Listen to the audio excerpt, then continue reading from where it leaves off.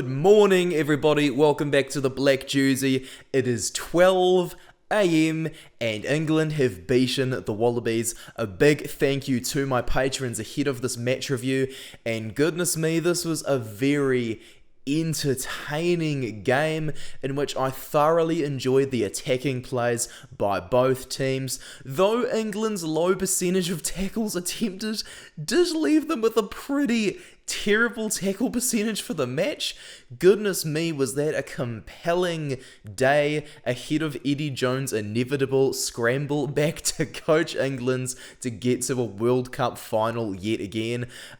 Good commendation for the Wallabies though on their performance too. In the first minute, everything starts off for this match with England immediately making super physical carries just like last week. Ellis Genge bowls over Michael Hooper and makes a clean break. Marcus Smith makes a kick in behind, but this doesn't work and Koroi Betty kicks for touch. The Wallabies kicking game continues to hold England at bay until Billy Vunipolar's carrying resumes England's attack. In the 4th minute, Jordan Petaia comes off for an HIA and doesn't return, while England reset their lineout. England go for a maul immediately and Vunipolar scores the only try of the match for England. Owen Farrell extends the lead to 7-0 after just 5 minutes.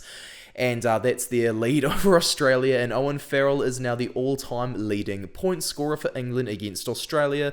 Australia do try to exploit some space left behind by England in the 7th minute, but Freddie Stewart, one of the best fullbacks in the world, diffuses this brilliantly. England's kick downfield, and the referee doesn't notice Tom Wright in touch while he collects the clearance kick. Underhill's penalised for trying to win the turnover, and Australia kick for touch. Australia carry forward, but David Parecki is penalised in the ruck. Just 23 metres out of the posts, Courtney Laws wants more points. Farrell extends England's lead to 10-0. The Wallabies try to carry their way out of their half, but they have a tough time with England's rush defence at this period of the match, and Taniela Tupou gets penalised for trying to clean the ruck out with no arms. It's an easy penalty. Farrell then extends the lead to 13-0. Tom Wright carries the team forward, but his tackles to touch, while Nick White and Ellis Genge have a bit of an incident off the ball, which I was a bit nervous about initially because, you know, my ancestry.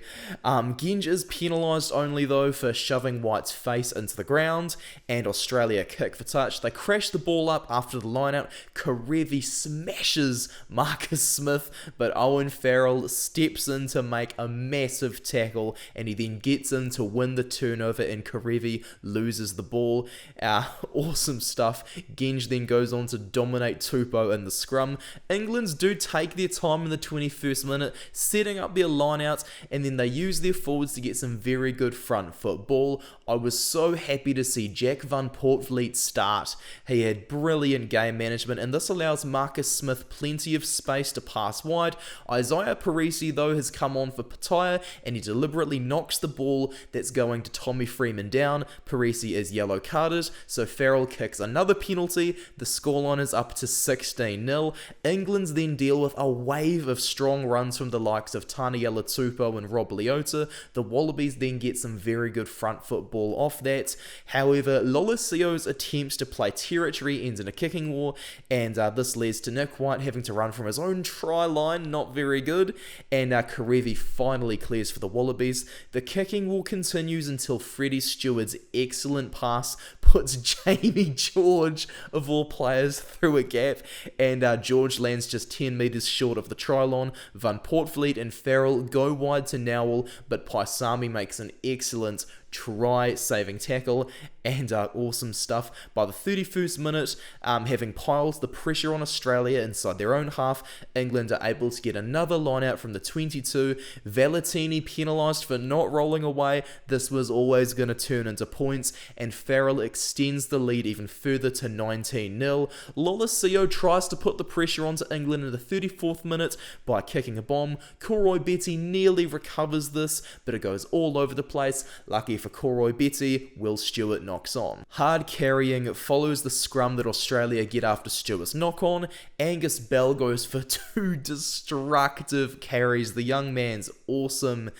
And he falls just a metre short of England's try line. Taniela Tupou is able to pick and go and crash over. Lolesio converts, and Australia are now at 7-19, so that's the half-time score. As you can see, there's some very interesting half-time stats, and it looks far closer than you would believe. But England, being England, are always going to capitalise on the opponent's mistakes, and that's how they're in the lead so far. Australia deal with England's drift defence in the 41st minute by enabling Marika Koroibeti's running game. Lolesio kicks high, and Isaiah Parisi collects the kickoff, and as he's about to be tackled by Owen Farrell, his right knee kind of pops out and he has to get substituted due to injury. Never good to see one like that. England get the scrum feed, and Vunipola runs blindside at Nick White to get the team going forward. England go back to the outside, and the Wallabies ruled offside. Penalty goal yet again. Yet another penalty sees Farrell kick 6 from 6 now, and he's pushed the scoreline to 22-7 for England. The Wallabies try to stay patient, and they recycle the ball for 12 straight phases. Taniela Tupou beats 3 defenders before Lolesio goes wide to Karevi, who has a very good celebration for his try. Lolesio converts this try in question, and England are only ahead by 8 points. Things start to get a bit nervous, and the England fans in the crowd aren't looking perhaps as cheerful as halftime. Freddie Stewart fields the ball brilliantly in the 51st minute and generates the go forward for England, while Guy Porter follows up with a crash ball run. Porter is very strong, but he also has the passing game of Joe Marchant, so he'll be a very good second choice 13 should Henry Slade and Joe Marchant not be available. Porter does lose the ball in this occasion though, and Lolesio gains 10 metres of territory for Australia with his clearing kick.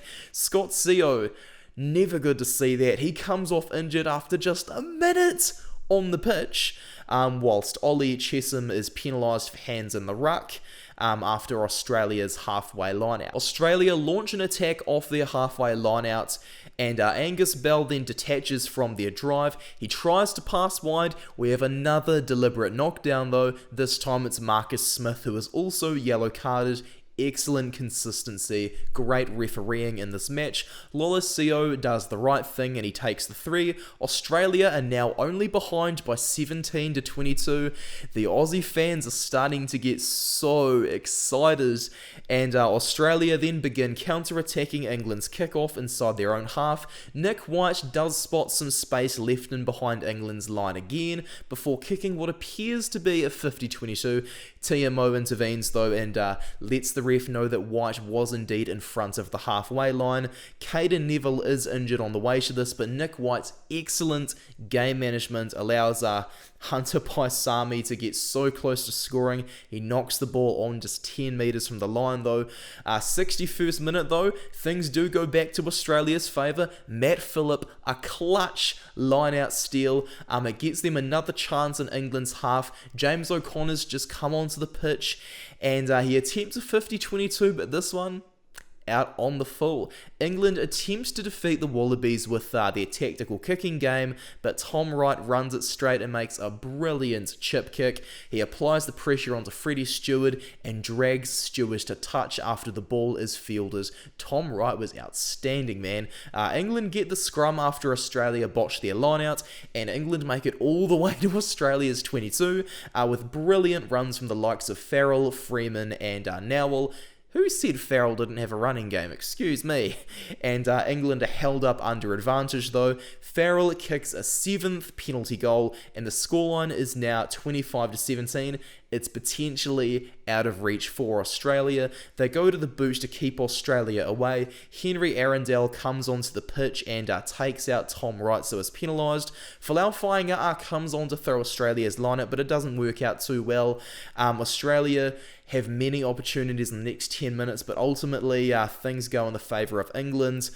Courtney Laws comes in clutch and wins a line-out turnover. Owen Farrell spots space out wide and tries to go to Jack Nowell, but it's out while they're under advantage. Farrell does indeed prove he's human, though. He misses his last penalty attempt of the match in the 75th minute, and there's no further scoring past this point. As I have said, guys, It's classic for an Eddie Jones team to dip before they achieve greatness. And we're about to see the end of this dip, I believe, as we are just over a year away from the 2023 World Cup. Before this match began, I said England would win by 4 points. As you can see, they didn't win by 4, but they still won, so congratulations to them. Congratulations for Australia as well. They put up a really good fight. Let's just hope Australia do not steal the Bledisloe Cup off us Kiwis. Thank you so much for coming to watch my video, guys. Much appreciated, and I'll see you later.